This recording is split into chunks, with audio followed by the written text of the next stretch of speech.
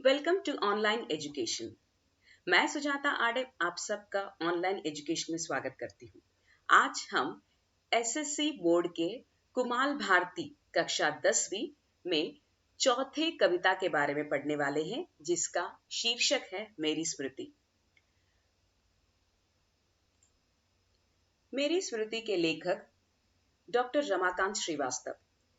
Doctor Ramakant Srivastava ji का जन्म 15 जुलाई 1921 में उत्तर प्रदेश में हुआ था। सन 1935 से लेकर अब तक उनके 20 पुस्तकें प्रकाशित हुई है।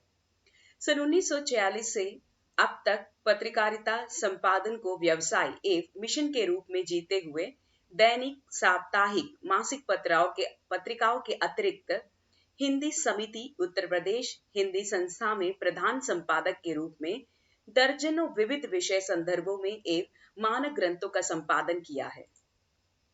डॉक्टर रमाकांत जी ने इस कविता को हाइकु विधा में लिखा है।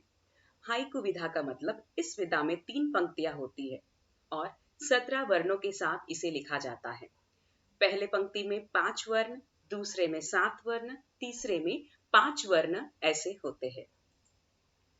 आइए शुरुआत करें हम इस कविता की।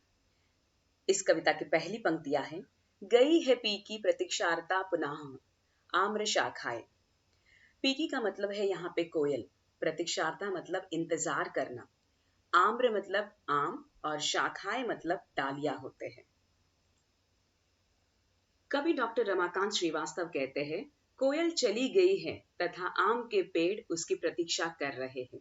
जिस तरह से हम यहाँ पे देख रहे हैं कि यहाँ पे कोयल उड़कर चली गई है, लेकिन आम का जो पेड़ है, जो हमेशा कोयल उसके ऊपर बैठकर सुंदर सा गाना सुनाई देता था, वही पेड़ अब उस कोयल का इंतजार कर रहा है। महुआ खड़ा बिछा श्वेत चादर किसे जोहता। अब इसी मौसम में रमाकांत जी कहते हैं कि इसी मौसम में यहाँ पर जो महुए का पेड़ है उस पे सफेद रंग के फूल रखते हैं, और वही सफेद रंग के फूल जब रात भर जब गिरते हैं तो सुबह ऐसे लगता है कि पूरी तरह से एक सफेद सा चादर बिछा हुआ है धरती पर। किसी व्यथा छा गई बन गठा नभ है गिरा, सांझ का तारा किसे खोजने आया आम निशा में, कौनो संदेशा ले पवन आया है सुनाने तो दो। ग्रीष्म ऋतु का मौसम बीत जाने पर आसमान में बादल आ जाते हैं। रात के समय में आकाश में तारे दिखाई देते हैं। ऐसा लगता है जैसे पवन कोई संदेशा लेकर आया है। रची बसी हो मेहंदी की गंध में याद आती हो, खुल गए हैं पी कहां पुकार से पृष्ठ पिछले। कवि इस कविता के माध्यम से ग्रामीण आंचल का वर्णन करते हैं। वे अपने गांव को उन स्मृतियों में संजो कर रखा है। वे कहते हैं कि मेहंदी की गंध में रची बसी होने के कारण कोई उन्हें याद आता है। उनके स्मृतियों में उनका पूरा गांव और वहां की मेहंदी की खुशबू या वहां की हवा, वहां के फूल, उन सारी चीजों को हमारे जो कवि है वो हमेशा ही याद करते हैं। कटे बिरिछ गांव की दोपहर खोजती साया।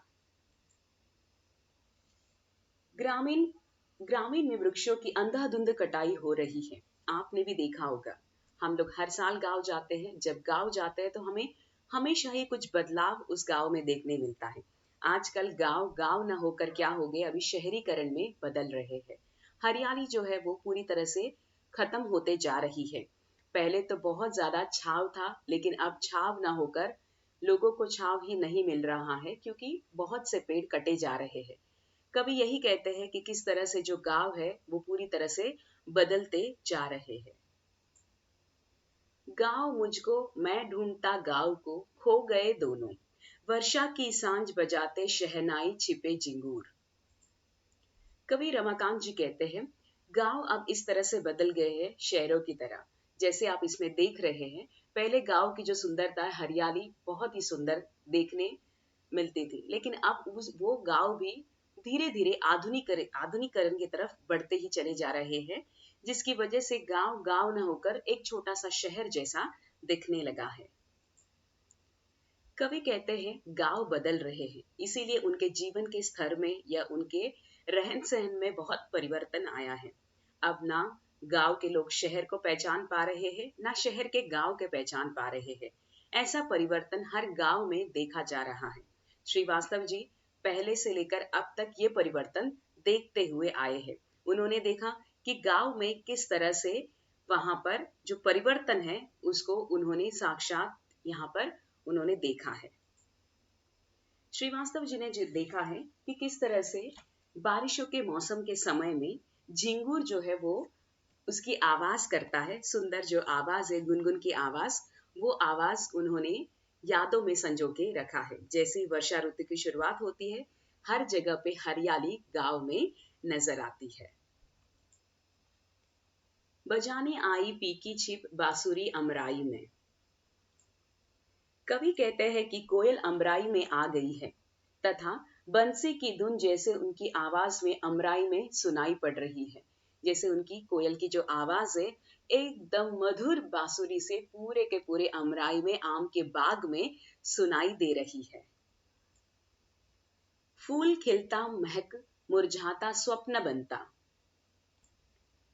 रमाकांत जी कहते हैं कि यहाँ पे फूल खिलता है और मुरझा जाता है, ये कुछ सपने से कम नहीं है। जैसे हमने कोई सपना देखा रात में और सुबह होते ही वो सपना खत्म हो जाता है, वैसे सुंदर फूलों का जो जीवन है वो बहुत जल्दी सपने जैसा बन जाता है।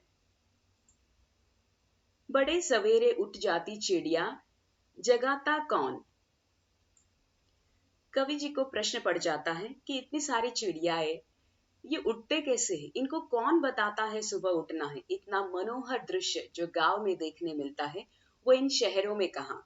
आधुनिकरण आ गया है लेकिन फिर भी गांव में अभी भी वो हरियाली बाकी है, वो चिड़ियाएं बाकी है और उसे हमें संजो कर रखना ही है। आए कोकिल धुन वंशी की गूंजे, बौर महके। कोकिल के वापस अमराई में आ जाने की वजह से उनकी जो आवाज है वो हर जगह पर गूंज गूंज उठ रही है।